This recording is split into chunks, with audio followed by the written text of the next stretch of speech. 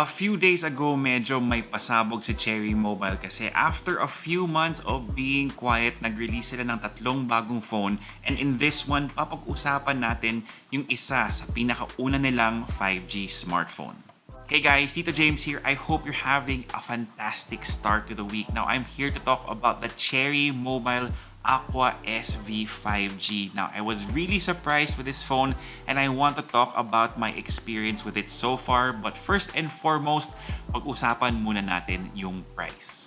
Okay, so the Cherry Mobile Aqua SV 5G is priced at 11,999 pesos. But on May 8, sa Shopee page nila, links na lang down below, they're gonna be offering this phone for 2,000 pesos less. So that's 9,999. So bakit nga ba ako nagulat sa phone na to? Well, of course, there are a few reasons, but they all revolve around the fact that this could be a serious contender for this price range. But let's start off with reason number 1, its design. Or more because of the finish on the back of this phone, which is faux leather. Pero share ko lang, I think it's more of a textured decal or sticker kasi hindi pareho yung feel niya compared to other phones na natry ko na may actual faux or fake leather back. Now, despite that, I still have to give props to Cherry Mobile because hindi to masyadong nakikita sa price range na to. I know there are a few na may plastic back na binigyan ng texture, pero bilang lang din yon. So, the SV really stands out in a crowd. Now, this phone also has a metal frame and the screen is protected by Gorilla Glass 5. So, in terms of build quality, okay din siya. Tama lang din yung weight ng device na to, and because it does have a curved display, that does help with its overall ergonomics. Now, one thing din na na-appreciate ko sa phone na to is yung red na power button niya. I don't know why, medyo agaw pansin siya, so I guess that's why I like it. So that's on the right side with its volume rocker, and while we're talking about the buttons and ports, you also have the USB-C, access to the SIM tray, and a speaker on the bottom. Now moving on to reason number 2 of why I got surprised with this phone, its screen. So we've been seeing more and more AMOLED displays sa price segment na to, pero I was really expecting an IPS display on the Aqua SV. Pero yun na nga, they gave us an AMOLED display. So sobrang okay manood ng YouTube videos dito sa phone na to. This is where I watched the newest episode of Spy X Family, and hindi naman ako na-disappoint sa picture quality niya. Also, comment down below if you like that show too. Now, I do have to note though na Widevine L3 lang siya, meaning hanggang SD quality lang yung playback para sa Netflix. So baka minus points yon para sa inyo. And before I forget, the screen size nga pala is 6.6 inches, Full HD Plus yung resolution niya, and 90Hz yung refresh rate. So nothing crazy in that regard, pero smoother pa rin naman yung navigating experience. So medyo may feeling ako na may mag-comment na dyan na hindi kayo fans ng curved display. And to be honest with you guys, ako rin, hindi ako fan ng curved display. Pero so far, okay naman yung palm rejection niya. But let's see kung if that's still the case sa full review since I just got this phone nung Friday and today ko lang siya nalabas nung Sunday. So we'll see in the full review. Now let's talk about the speaker. Again, isa lang yung speaker ng Aqua SV 5G and medyo alanganin siya in a sense na okay yung volume niya, malakas, pero yung clarity niya hindi masyadong maganda. So here's a quick sample so you can kind of listen to what I'm talking about. Tama ba yun? Basta ito, quick sample.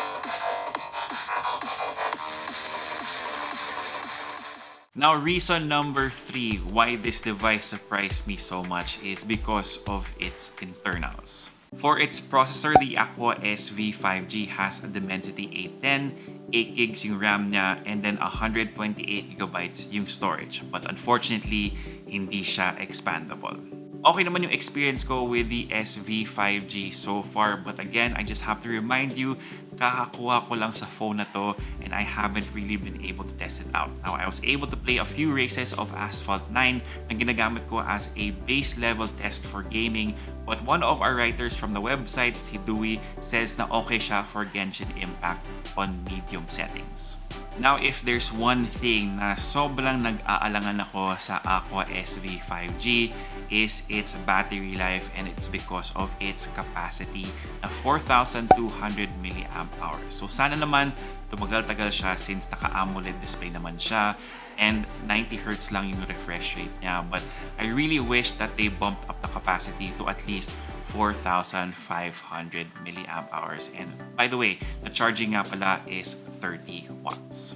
And actually, that's it for my main points. But of course, we can't end this video without talking about the cameras. Pero para maiba naman, let's start with the video samples. Alright, so we're testing out the 16 megapixel front camera of the Aqua SV 5G. Say hello to Leia! So hopefully okay yung results ng video nito. Hanggang full HD plus lang siya. I don't know if it's exposing correctly kasi naka-black mask ako. Try natin tanggalin really quickly. Nope, same thing. So there you go. Just double checking. Grabe dami ko ng white hair. Oh. But anyway, so yeah, that's a front camera Aqua SV 5G from Cherry Mobile. Now let's switch over to the rear cameras to see what video capabilities are. Okay, so here we are using the rear camera of the Aqua SV 5G. Hanggang 2K resolution naman to. Sadly, parang we can't use the ultra-wide on video mode. And also, mukhang wala siyang stabilization. So if you're planning to get this as like your first vlogging camera, or if you're looking for a phone to use for vlogging, I don't think this is it. But you can zoom up to 2 times. So yan, si Leia, 2 times zoom. Tapos balik tayo sa 1x. So yan. So at least there's that. And mukhang okay naman yung exposure niya. We'll see what the mic sounds like when we get back home. But yeah, sadly, no stabilization for this. Okay, so medyo nahilo ako dahil wala siyang stabilization, but the mics did sound okay. Now, as far as the specs of the cameras go, you have 4 cameras on the back. You have a 64 megapixel main, a 5 megapixel ultra-wide, and then you have two 2-megapixel cameras. One is a depth sensor and the other one is, of course, a macro lens. Walang kamatayang macro lens. Now, para sa selfie camera naman, I'm sure you noticed that pill-shaped punch hole, which again, I am not a fan of, but that contains a 16-megapixel front camera and another 2-megapixel depth sensor. Now, generally speaking, okay naman yung results na nakuha ko, especially when it comes to the main camera. With the ultra-wide, mananotice nyo na iba talaga yung picture quality, which should come as to no surprise because 5 megapixels lang siya. So there's less dynamic range. So medyo washed out din yung colors sa ibang pictures, pero intense kasi yung araw, so we'll test it out more to see if we get better results. I'm pretty impressed by the portrait mode. Malinis yung cutout niya kay Leia, so good job. Pero nanotice ko na medyo exaggerated yung color ng sky. So again, something we have to test out more. Para selfies naman, okay lang din. Plenty of detail. Kitang-kita yung mark ng mask ko sa photos na to. And of course, all my white hair. And again, very good at isolating me for portrait mode.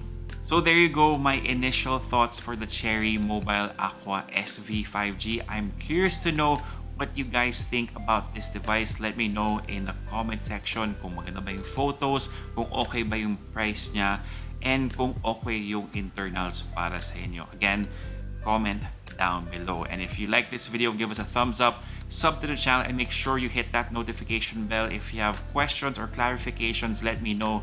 Again, I will try my best to answer you guys as soon as I can. For all the latest in tech, head to Unbox.ph, plus follow us on Facebook, Instagram, and on TikTok. My name is Tito James. Peace, God bless, see you guys next time, and have an awesome week ahead.